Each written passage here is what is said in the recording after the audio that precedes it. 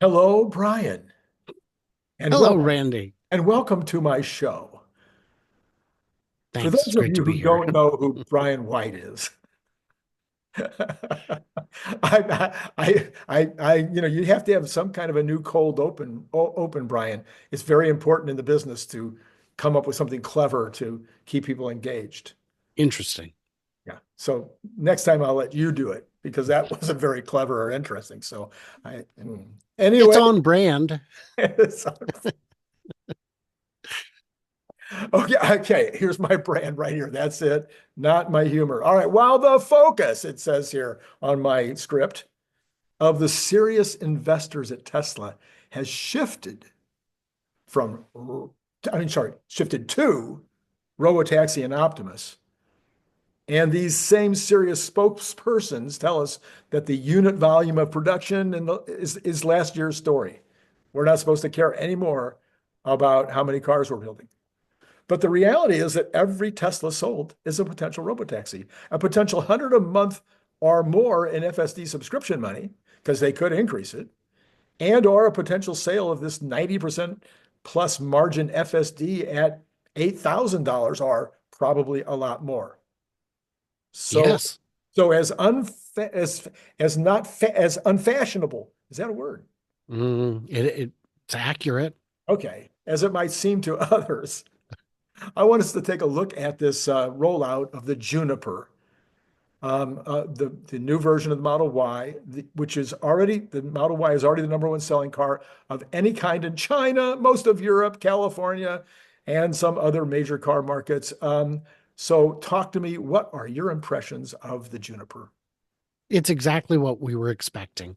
I saw people with very unrealistic expectations before it was announced, before we knew the details. The only question mark I had was we kept seeing it with a full front cover, always, every single time. When we got spy shots, with the covering off, it was only of the back. We never, and so some people were speculating it would have a light bar. I was saying probably not, but boy, are they really going to great lengths to hide it.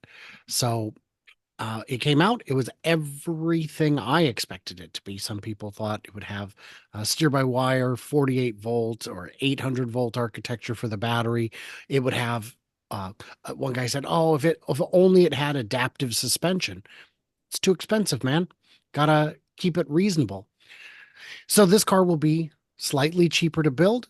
The price will remain essentially the same, and they're going to sell a whole lot more because there are people, I know people who bought a Model Y this year, 2025, who are considering upgrading I see. when it's available. I can imagine that to be true. I've seen the opposite. I've seen a few people say, "No, I bought one 3 months ago and I'm not going to upgrade." But Hmm. and I can understand that as well. You Uh, drove it, you loved it. yeah, What more do you want? yeah, yeah. I mean, I haven't driven the Model 3, but I can just imagine. I mean, the reports I've heard are that Oh, it's of the refresh. yeah, Oh, you'd love it. yeah, yeah, sublime. Very, very refined. Okay, so now let's pull back just a little bit, Brian, because you were saying it had everything you expected. That sounds like spec language to me. What about Mhm. your aesthetic side? So I haven't all the way warmed up to the design yet. I would say uh, Model Y is the least sexy car that Tesla makes. And I would say that this remains the least sexy car they have. I'd say the Model 3 is more exciting, the Y, the S, the X. The X, actually, if it weren't for the doors, would be the ugly duckling because there's only so much you can do with the form factor. Now, I showed the pictures to my kids and they loved it. Hmm, And that's a bigger part of the equation. People buy minivans and those aren't sexy. right. So, in terms of utility, it'll be fine. Once you're in it, you don't know what it looks like. So, I think the number of people I've seen raving about how much they love the new design outnumbers the people I've seen complaining about it by 10 to 1, certainly 5 to 1. And even if you take out the fact that you and I are in a Tesla bubble, um, I get out to other social media frequently enough that I think if it was a problem, we would know. but it looks like the pre-orders in China, not pre-orders, the orders in China are very strong. Mhm. So that would indicate that no, this is what people actually want. So yeah, so I like your minivan example. I've always thought that SUVs were minivan. I mean, a slightly different minivan. Yeah, probably better looking than a minivan, but they were never appealing to me at all. But I was actually surprised. I think this is a pretty good looking SUV. It's fine. It's Yeah. fine. I don't have any problems with it. That new color, we've seen pictures of it in different lighting. Maybe it's so I think a new color is what is needed. The colors we've had have been the same for so long. Adding a slightly cooler red and a slightly cooler silver is great, but a whole new color would be nice. And wouldn't it be nice if maybe they changed it every couple of years? Add Remove a color, add a color, whichever one's the lowest. There are people who have the original Model S's that came in like a forest green. When you see those, they're quite special. So maybe it'll stick around. Who knows? My first new car was a Dodge Challenger canary yellow, and it was a very cool color in 1970. So you never Yeah. know, canary yellow might come back someday. Other companies have done it. You look at your Dodge Chargers and your Corvettes and your Porsches, they do some pretty fun, wild colors. Now, I've had people tell me well, I would buy it, except, and then they give me ridiculous reasons. One person said, well, it doesn't have 48 volts, so I won't buy it. Why on earth would you care? It doesn't change the experience in any way. And in fact, you should be glad it doesn't, because then you'd have new parts that are less tested, less vetted, that they haven't sold millions of. Wouldn't you want the tried and true if it doesn't change your experience in any way at all? It's I've seen people say, well, I needed it to have vehicle to grid or vehicle to load. Maybe you do, but very few vehicles in the world offer that. Very few, like maybe 5% of EVs in total offer that. And if Tesla's able to look at how many Cybertruck owners actually use that feature, which they can see it's very few of them. If you want it to power your house, you're going to need a gateway, and forget the cost of the gateway. Installing it could be $5,000-$10,000 because you got to get an electrician out and do a bunch of work, and maybe your house needs upgrades before it can even handle it. So a lot of the complaints I've seen are just ludicrous. Well, why doesn't it have an 800-volt battery? It would charge faster. Would it? Not many chargers in the country, very few, can charge at a higher speed.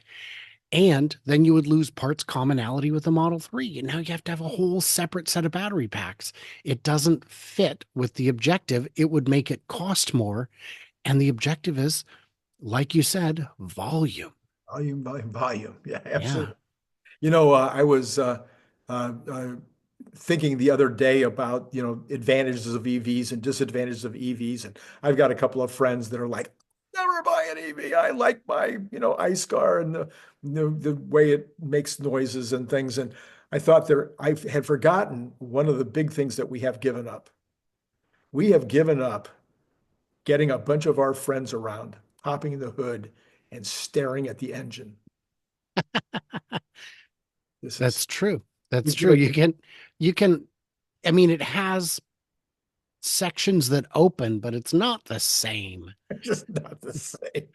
Okay, so you mentioned that his sales appear to be good. I saw one report saying that the Juniper had 50,000 sales in the first like 12 hours or whatever. That seemed to be rumorish. I wasn't sure that that was an official source or not. Have you got anything solid in terms of the numbers coming out the first couple of days? No, but that doesn't surprise me. Um, Yeah. I do have a pretty good source in who's got a very good barometer on sales. Hmm. It is a aftermarket supplier, and he is able to see where sales are going in what volumes to which countries. And he's been able to get some pretty good insights about what sales are looking like based on that. Mhm. And well, not everyone's going to buy accessories. No, but if you know how many cars were sold last quarter and you know how many orders there are for accessories this quarter, you Yes. have a very good barometer. But they don't have any accessories for this yet because it doesn't exist yet. So he can't help me on that. 50,000 strikes me as a perfectly plausible number. Right. That's not just China. I assume those reservation numbers are for all the made in China models. So it would be New Zealand, Australia, Singapore, Tokyo, Korea, or Japan, Korea. And separately, A I pillar. know separately the Taiwan market is not supplied by China, but by Right. Fremont or Right. by the US. And they've got orders open, which means it's coming to the US real quick. Oh, They are expecting theirs to be delivered in April or May, oh, which tells me we'll already have them out February, March. I don't mean to risk damaging sales of existing Model Ys, but I don't believe I am because most buyers don't follow it the way we do, right. don't know what these changes are, and don't really care. If it's good enough, they do the test drive, they love it. If you found out your Toyota Camry needed to be replaced and it's time, it's getting long in the tooth, it's not dead yet, uh, and someone says, "Oh, don't buy a Camry today. The all new 2026 Camry is coming out in just a few months." You'd say, "Okay, I really don't care." Yeah, I think the only major thing that, in my opinion, that changes is that suspension. And I've heard that maybe the suspension had been slightly improved in the old Model Y anyway compared to ours. It so it is possible that my suspension in my 2023 is better than yours, but it's not great. I know I've been in other Model Ys, but none of them were on the 19-inch wheels that I have. So uh, every Model Y I've been in rides rougher than mine, and mine rides unacceptably rough. Right. I've referred to it as sports car rough. Yeah. Oh, absolutely. Yeah. It doesn't feel dangerous or out of control or anything like that. It just feels firm. Yeah, firm. Firm's good. I like firm. Okay. So do you think it will increase overall Model Y sales? Now, in the initial going, we've got the people that will be upgrading. I mean, 4 years now, 5 years of existing Model Ys, be a lot of upgrades. There'll be people that have been waiting. So there'll be those folks that'll be coming in strong. Do you think overall, over time, the upgrades will increase total sales? Yes. Yes, because you're now competing with a different class of vehicle. You've got an even better sound system than the amazing sound system it already has. 16 speakers in the long range and performance model. The rear wheel drive has 9 speakers, which is still more than you get in a lot of premium cars or so-called premium trims of cars. You've got rear infotainment. That's rare in a lot of cars. This puts it in a whole different class, and the comfort. And, I saw people saying, well, I was expecting 500 miles of range. Nope. Okay. They make cars with 400, 500 miles of range. They are not best sellers because everything has a cost. And what I suspect you'll find is the same thing we found with the Model 3 refresh, which is that the stated range, which is only, 4, 5, 6% better than the current Model Y, Mhm. I think what you'll find is that that the real world range improves by more than that, Hmm. which is what we'd seen with the Model 3 refresh. Yeah, and Elon has talked about this. The reality is, I think that the standard car 10 years from now will still be 300 miles because that's what people need. It's That's the sweet spot. it's sweet spot. Right, right.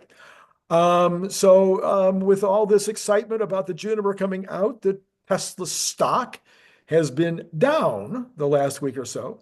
The reveal of the Juniper doesn't seem to have made any difference at all in the stock, although you could argue that the other day when the market was down one, Tesla was only down a 0.5% or something. Why do you think why do you think it hasn't caused any kind of catalytic activity? Were investors and institutions unimpressed by the car, or were they just waiting to see what sales actually do in the coming weeks? So you're asking me to speculate, is that right, counselor? I'm sorry. Speculation is something we do on this channel all the time, but I know you don't I'm happy to answer really. your question. I just need you to clarify Okay, so speculation. that, yeah. Uh, by the way, if you ever don't like a question when you're on the witness stand, say, well, if I had to speculate, and there'll be an objection. So I think some of the sell-off could be institutionals who will recognize that Q1 sales will be down. Q1 sales will be because there'll be a changeover to the new product, and there will be, even if the ramp is very quick and efficient, there will be some slowing. I don't expect the slowing to be much in Shanghai, if any, because they started their changeover earlier. But in Fremont or Texas or Berlin, the changeover could take longer. I expect Q1 sales to be down, and I expect once those numbers rebound, those investors will be happy because they may be selling out now, waiting for a dip, buying back in. And then I think I've asked you this question before, but it's relevant to the way that I couched the entire story. And that is, will any of this matter once FSD is unsupervised? Because at that point, will we not be selling every single car that the company can make, no matter no matter how hard they try? So there's a couple Speculation. questions in there. There's a Speculation. couple questions in there. I've seen people say, I saw a comment that I thought was very germane that said, look, they don't want to spend billions doing this refresh. I think it was AJ who said, they would be crazy to spend billions on a refresh when Robotaxi is so imminently around the corner. I think that's correct.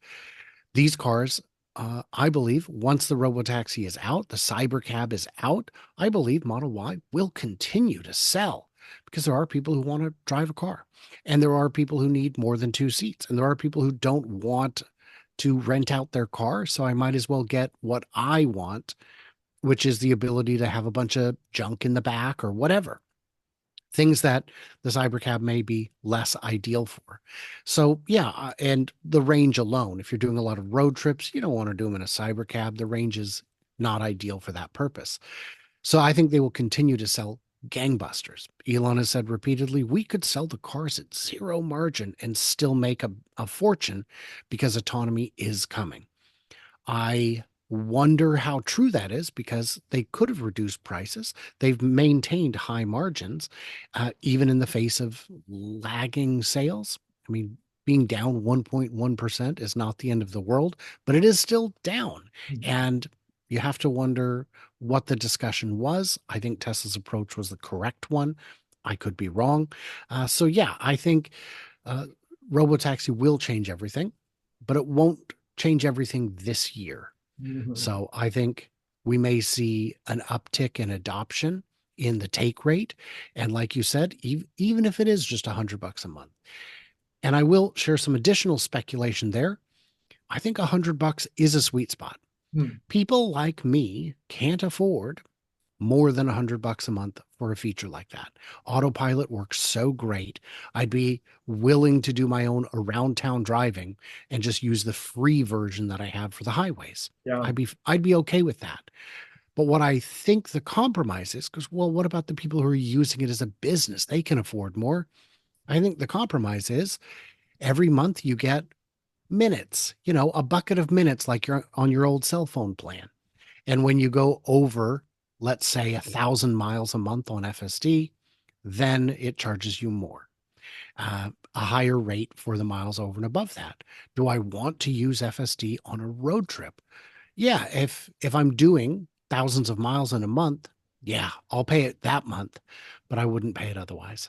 Somebody, I can't remember who it was, so I can't give credit, said, it will be easy enough for Tesla to charge the commercial vehicle, the vehicle that's got somebody in it for a robo ride, is because they'll know the app is going to be activated.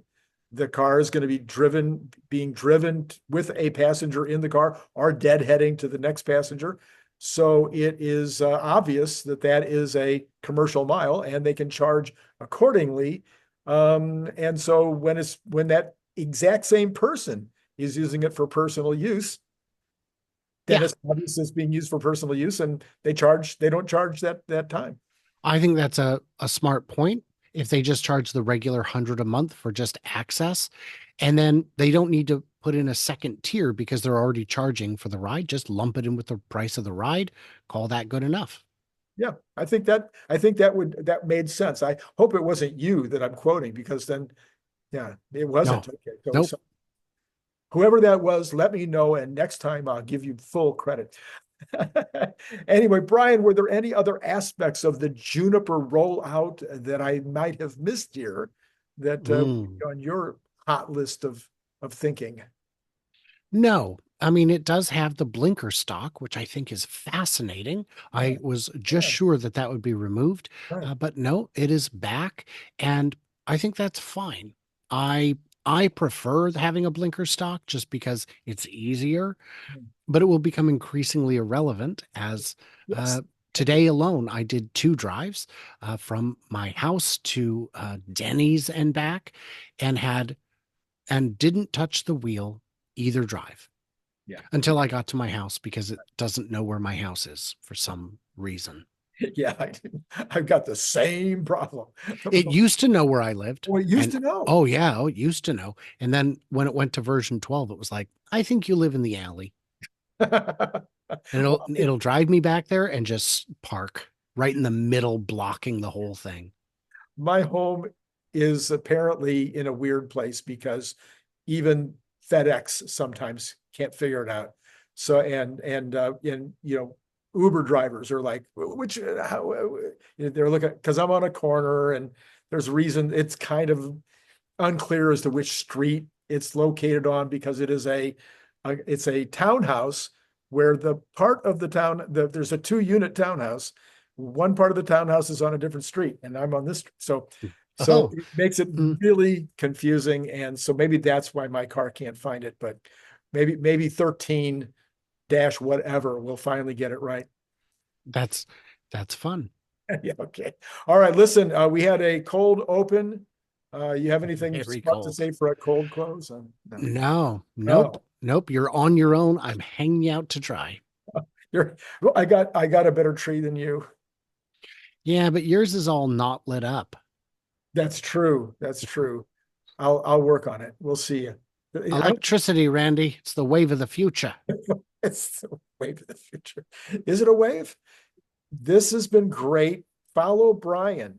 Be sure to follow him on the Future Aza. And that's wherever you're looking for him. It's always going to be Future Aza. With me, you have to remember stuff like Randy W. Kirk 1 for X and Oof. Randy Kirk for YouTube and stuff. It's way more complicated. I really need probably to get cool like you and get a real name. Yes. Yes. Okay, that's it. It's been great, as always, talking to you guys.